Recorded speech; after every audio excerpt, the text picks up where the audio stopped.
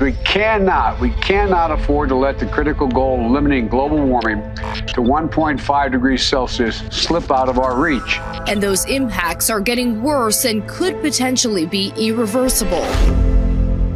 The debate over pre-trib, mid-trib, and post-trib is quite a debate. You know, some people think they're pre-trib. They believe Jesus is coming before the tribulation, or he's coming in the middle of the tribulation, or he's coming at the end of the tribulation. We don't know for sure when Jesus will return, but God does give us several signs, several markers that we know that the end will be near. Many of those are seen in Matthew 24. We have things like wars, rumors of wars, pestilences, and earthquakes, and all these events. You know, there are a lot of dear Christians that are mixed up regarding the events, the chronology of the coming of the Lord. All Christians agree there's going to be a tribulation. You can't escape what Jesus says in Matthew 24. There's a time of trouble such as there never has been coming. Jesus is actually quoting Daniel chapter 12, where Daniel says in chapter 12, "At that time Michael will stand up, the great prince that stands for the children of thy people, and there will be a time of trouble such as there never has been," even unto that same time.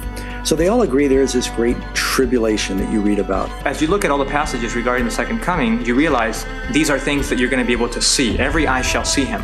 The elements are melting with fervent heat. I don't know if you've ever been in a sauna. It gets past 120, 130, you begin to feel it. And I don't know exactly what temperature elements begin to burn up, but I'm sure it's going to be quite hot. And so that's not something that you could sort of ignore. The Bible is clear that we are going to hear Jesus come back with a great sound of a trumpet. In 1 Thessalonians chapter 4, beginning in verse 16, the Bible actually says, "For the Lord himself shall descend from heaven with a shout." He's coming back shouting, "with the voice of the archangel and with the trumpet of God." So again, you don't see that in many of the ideology and the teachings of today in modern Christianity. Most of them teach it's a secret silent event. But the Bible says when Jesus Christ comes back, he's going to be shouting in all of his power and glory.